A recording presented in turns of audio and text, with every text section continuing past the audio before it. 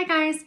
I wanted to share the books that I've read in the month of January in case anybody's looking for a new book to read and would like some recommendations. One of the first books that I read this year was called Don't Overthink It by Bogel. And I might have seen this on the Goodreads nonfiction recommendations, or I'm sorry, the Goodreads Choice Awards list. If you're not on Goodreads, you should check it out. But this book was one of the books nominated for Best Nonfiction. And I happen to overthink all the time. So if you're like me and you also struggle with anxiety or overthinking things, then this might be a good book for you.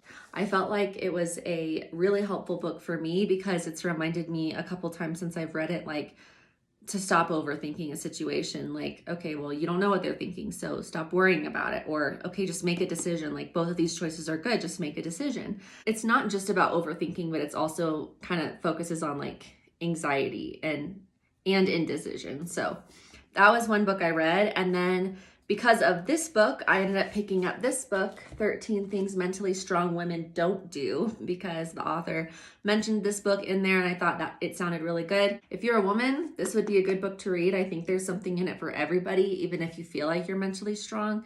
It's just, I felt like it was a good self-help book, and let's see, Amy Morin is the author. I felt validated as a woman, and she talks about sexism and gender stereotypes in the book, which I really appreciated her perspective on, but also she just kind of broke down like 13 different things that I could potentially work on to be stronger. So the 13 things are: they don't compare themselves to other people. I struggle with that. They don't insist on perfection. I struggle with that. They don't see vulnerability as a weakness. They don't let self-doubt stop them from reaching their goals. They don't overthink everything. They don't avoid tough challenges. They don't fear breaking the rules. They don't put others down to lift themselves up. They don't let others limit their potential. They don't blame themselves when something goes wrong. They don't stay silent. They don't feel bad about reinventing themselves, and they don't downplay their successes. So if you feel like any of these are things you need to work on, then this might be a good book for you to read. Another book I read this month was Lair of Dreams. It's the second book in the Diviner series. I read the Diviners as one of my last books in 2020 and was obsessed with it.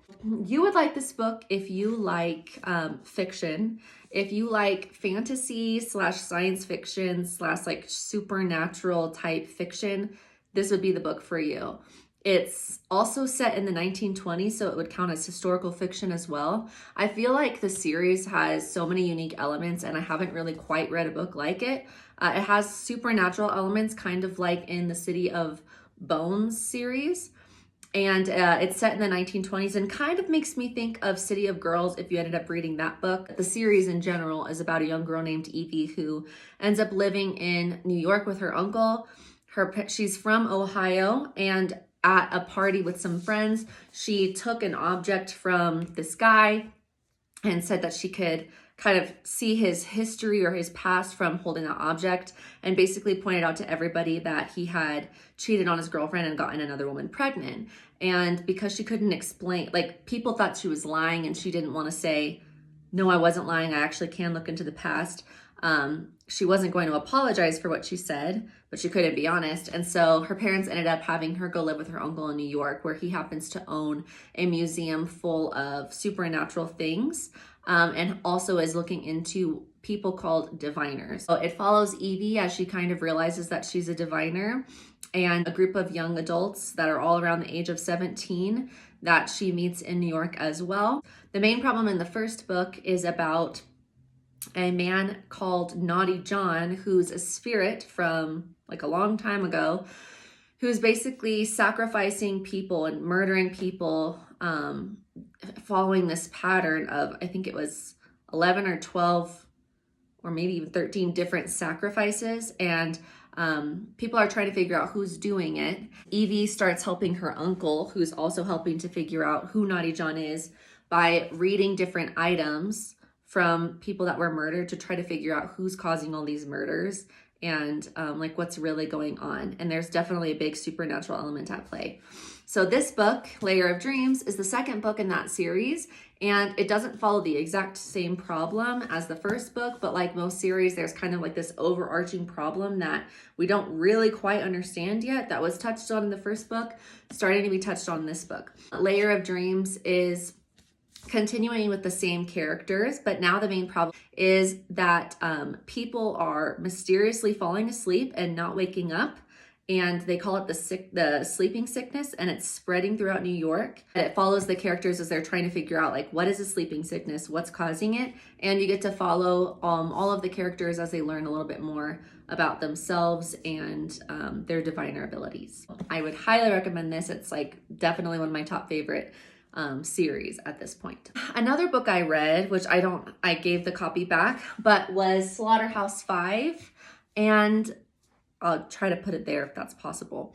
And Slaughterhouse V is I guess a classic book that is like anti-war, and it's kind of been one of those that I see all the time but had never read, and a friend recommended it to me. Slaughterhouse V follows it starts off with the author kind of explaining how he wanted to write a book about the bombing of Dresden, but that he doesn't really have much memory of what happened during that time when he was there.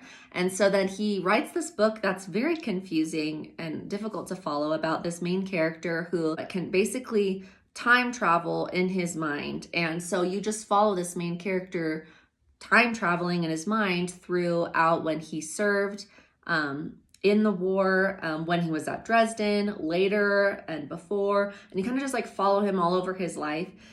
Nobody really seems to like this guy. He's kind of weird and kind of to himself, and it was just a really it wasn't confusing as much as it was just like I didn't feel like I was on the edge of my seat when I was reading it, and I really like having one problem, and this isn't that kind of a book. This is more of like a see how strange this guy is. Why is he so strange? And like, here are some bad things that happened during this war, and also, did you know about the bombing of Dresden? I wouldn't highly recommend it. It was strange, but I feel like maybe it's just not my type of book because I know other people really love it. Oh, and then I also read The Child Finder by Rene Denfeld. The Child Finder is about a woman named Naomi who is a private investigator, and she's helping this family find their missing daughter Madison, who went missing a couple of years ago when they were looking for a Christmas tree. So Naomi is trying to find where Madison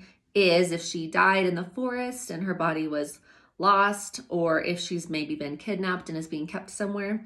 And it's also a multiple perspective book, so it switches between the perspective of Naomi and Madison, the young girl who's gone missing. It's kind of got that mystery element of Naomi trying to figure out where Madison is, but also a very character development book, because Naomi is going on this journey throughout trying to find Madison, where she's thinking more about her past and what happened to her when she was younger and why she's chosen this career for herself. And I think it's a series. It seems like there are other books in that series as well. I would definitely recommend it. It was a great mystery novel, but also just kind of like character development, and you get to see from Madison's perspective and Naomi's perspective, but they aren't in contact with each other, and so that's really interesting in the book as well. Okay, so those were some of the books that I read in January, and I will make another video sharing what I read for the rest of the month. So thank you for watching, and I hope you find something that you want to read soon.